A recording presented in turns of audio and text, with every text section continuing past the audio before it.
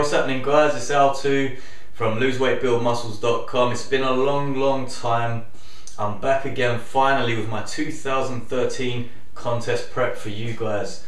I didn't really get many videos out during my off season, but during my contest prep season I want to take you guys all the way through until I achieve my goals. I want you guys there every week to see how I'm getting on and hopefully inspire you guys and educate you guys at the same time. So let me tell you a bit about my goals very briefly. What I want to do this year is head for the Miami Pro Championships, first of all in April. I loved that show last year, it was awesome. The great atmosphere, it was just a great experience. I'm going to do that show more for experience this time round. Until I reach the next hurdle, the next goal for me, which is where I hope to get my WBFF Pro card in the fitness model, physique model division. So that will be the WBFF Orlando show in Florida, which will be on May 18th, 2013. So that's the main goal, that's where I want to get my pro card. If I don't get my pro card there, or even if I don't get my pro card there, I'm still also gonna do the WBFF World Championships in Las Vegas. So that's the big show for me. So that show's about 30-ish weeks away. The WBFF Orlando show is 21 weeks away, and the Miami Pro is 14 weeks away. Those dates, by the way, are from when I started cutting, which was on Boxing Day. The reason I'm gonna do this from week to week to week is I know there's a lot of bodybuilders doing contest prep at the moment. You know, you've got Matt Ogus, you've got Chris Jones, you've got Mark Lobliner from Tiger Fitness. Awesome guys. There's not many fitness models or physique models who are taking you through their contest prep. And I thought a few people might be more interested in fitness modeling or physique modeling if they're not as interested in bodybuilding. Or it might be something different for you to see, the difference between fitness models and bodybuilders. We train similarly, but on the stage it's a completely different set of criteria. You know, you need to have a look, you need to be marketable, your posing needs to be on point, your stage presence needs to be on point. So, you know, everything needs to be there. It's slightly different from bodybuilding. Not saying one's better than the other, everyone's got their preferences. Some people prefer physique modeling, fitness modeling, some people prefer bodybuilding. It's different strokes for different folks, but I thought these videos might cater to different people who might prefer fitness modeling. So fitness models are kind of guys who are on the cover of things like Men's Health. So what's new? What's going to be different in these videos during my contest prep? Well, last time I kind of, you know, blabbered on and just told you my stats. You didn't really get no benefit from those videos. What I want to do this time around is make the videos a lot more concise and give you a bit more content. So what I want to do is also give you visuals every week. So what I'm going to do every week is I'm going to get my kit off. You can just completely critique my physique. You can see how I'm getting on from week to week to week. Hopefully that'll be more inspiring as well, to see it happening in front of your eyes rather than me just telling you what's happening. So what I'm going to do is more bodybuilding poses during those videos. Even though I'm doing physique modeling and fitness modeling, I think you guys can critique me better if I'm hitting the bodybuilding poses and rather than fitness modeling poses. The difference, by the way, between fitness modeling and bodybuilding, the poses are slightly different. In bodybuilding, they'll give you mandatory poses, so they'll call out a certain pose. For example, front double biceps. Every competitor will stand there hitting a front double biceps. Your face doesn't matter so much. You can grimace as much as you want. You can look like you're constipated, you know, give it all that. With fitness modeling, you can't really do that. You have to make it look a lot more natural. I personally think it's a bit harder. A few bodybuilders will probably won't be happy with me saying that, but with fitness modeling, it's more a case of making it flow a little bit more naturally. So you're gonna be tense, but at the same time you have to smile, you have to look like a model. So That's why I find it a bit harder, because you're not allowed to grimace. You know, you kind of have to make everything look natural and concentrate on everything at once, keeping it tense, keeping the smile on your face, stage presence, making everything look tense and good, tight.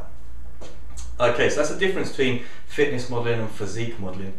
Another thing that I'm doing differently this time round is I'm hiring a contest prep team. I'm actually hiring the same team as Matt Ogus, so I've just seen how shredded and aesthetic that guy can get, and I was just like, man, I want that coach, you know what I mean? So obviously he knows what he's doing, man. Matt Ogus is, you know, he's got his shit down, and he speaks very highly of 3DMJ, so Eric Helms, Alberto Nunez. So I wanted to bring those guys on board with my contest prep. So I'm in the process of hopefully hiring them. We're at quite an advanced stage of contact. So within the next few weeks, I'm hopefully going to bring them on board to help me with my contest prep. So people might ask, why are you hiring a contest prep coach? You did all right last time round. Don't you know what you're doing? The thing is with the contest prep coaches, especially Matt Ogus's team of contest prep coaches, they're called 3DMJ, and there's a group of them. I think there's 4 or 5 of them, including Eric Helms, Alberto Nunez. You know, these guys are so scientifically qualified, and they've lived it, they've experienced it. They're all bodybuilding pros. So for me, it was a no-brainer to bring that team on board and just pick their brains for anything that I'm not quite sure about.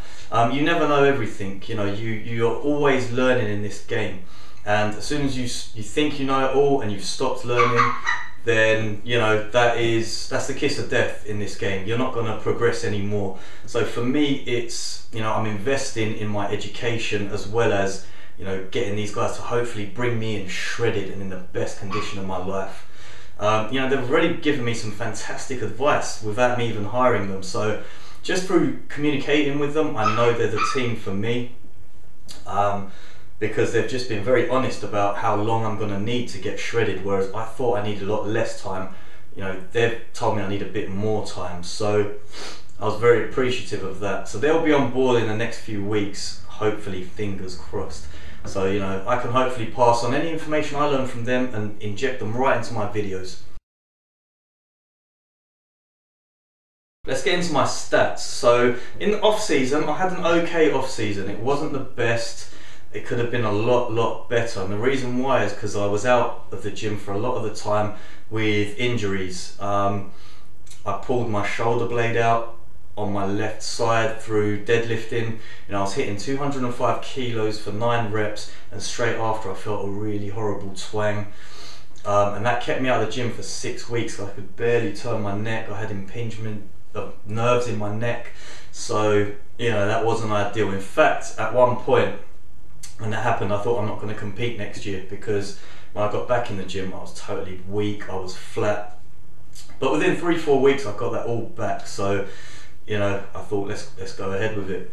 But what happened was I got to 197 pounds. So I only really added 2 pounds onto my frame from last year's bulk up.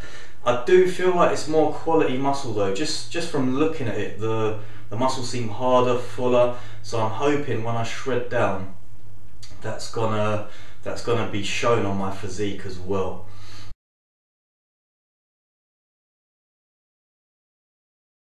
I want to be totally honest with everyone during my contest preparation, and I was honest with my coaches as well.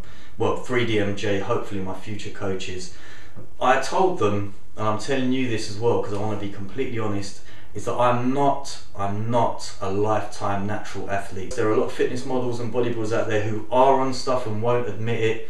I think that's a shame. I think you should be honest. If you're inspiring the public, you should always let them know what you've done 100%, because if they think what you've done is natural and what you've done isn't natural, I think that's you know, I don't know how you can sleep at night if that's the case. I know that sounds a bit extreme, but you know, there are people looking up to you and you're lying to them.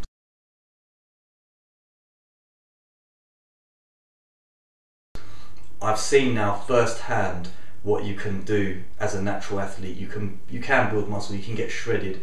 You know, there's a really horrible mentality on YouTube at the moment, and in all gyms seemingly across the country, that anyone in good shape has to be unnatural, has to be on some kind of performance enhancing drugs, and that's not true, and I've discovered that. When I was 19, that was when I dabbled in unnatural drugs, let's say, for 11 weeks. So I did an 11-week cycle, and I'm now 29 in 2 months. I'm 28, so I'm near a 10-year natural athlete. Now, I know a lot of people on YouTube, there's always commenters, trolls if you will, who will just go on everyone's videos who are in good shape and just say steroids, steroids, steroids. And I want to be completely honest, for some people it might put them off that I did steroids 10 years ago. I want to give you the opportunity to make that decision yourself. You know, if you consider me an unnatural athlete and you can't be inspired by an unnatural athlete, then fair enough. I consider myself a 100% natural athlete for the past 10 years. So for me, you know, I'll show you a picture of where I was 3 years ago and where I am now, you know, and where I got to naturally. So it's up to you. I wanted to give you that choice. In terms of that, I just wanted to put it all out on the table for you guys. I'm not 100%, well, I am 100% natural athlete. I'm not a lifetime natural athlete, but I am for nearly 10 years. Okay, right, with that said, let's go on to the end of week 1. So this is what I look like at the end of week 1. This is actually the end of week 2, is when I'm doing this intro video. So what I'm gonna do though is show you my posing from the end of week 1. I didn't get to pose at the beginning of my cut, which was on Boxing Day, but end of week 1 I looked kind of similar. So what you're going to see after this is my end of week 1 posing. I'm going to switch now to commentary mode, if you will. Yeah. Sorry, big Hodge Twins fan over here. Alright, so I'm going to start off with a front relaxed. As you can see, I've gained quite a lot of fat over the off season.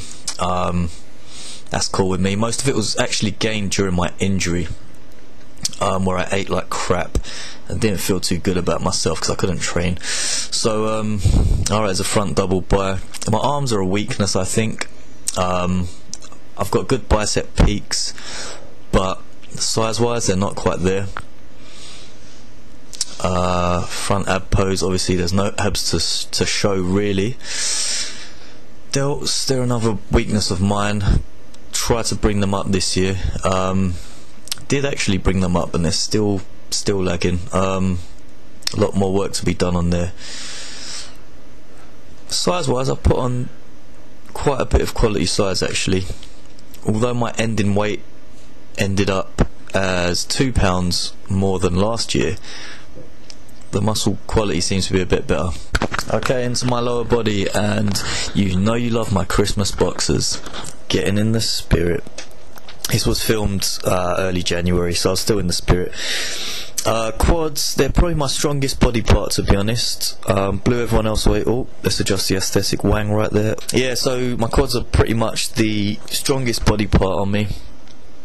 Last year's competition, I think they stood out quite well for me, conditioning wise as well. There was one other athlete who had bigger quads than me, but they were nowhere near as conditioned as mine were. My quads just condition a lot earlier than everything else on my body does. Calves, could stand to bring them up a bit more. They're not bad, but I think I could stand to improve them. Can almost see a bit of hamstring quad separation there, and you know, this is really early in my prep. My legs don't seem to hold too much fat. Getting slightly homo now. You know, my strong glutes seem to be wanting to swallow my boxers. Not the nicest sight in the world. Awkward. Yeah, so my calves are pretty good. I've got the biggest disparity between my calves. Okay, on to my back now. I had to film this on another day. I filmed it the day after because I had to do something straight after my posing the day before. So on to back. Small note about my back. Oh yes, look at them SpongeBob boxers. Oh yes, beat that. Small note about my back. You'll probably notice some acne scarring there. Nothing at all to do with the fact that I dabbled when I was 19. I've been suffering from this from when I was 15 years old. Terrible, terrible acne on my back. It's gone now, but it did leave a bit of scarring. Nothing at all to do with the fact that I did do steroids when I was 19. So back to business. I tried to get my lats up this year. They needed a bit more width, so I think I achieved that, but you know, they could still probably be a little bit wider. I think you'll see the V-taper more when I lose those handles of love right there. You know, they're my worst part. That's where I carry the most fat. Rear delts came out nicely. Traps are looking alright. Yeah, that's week one. End of week one.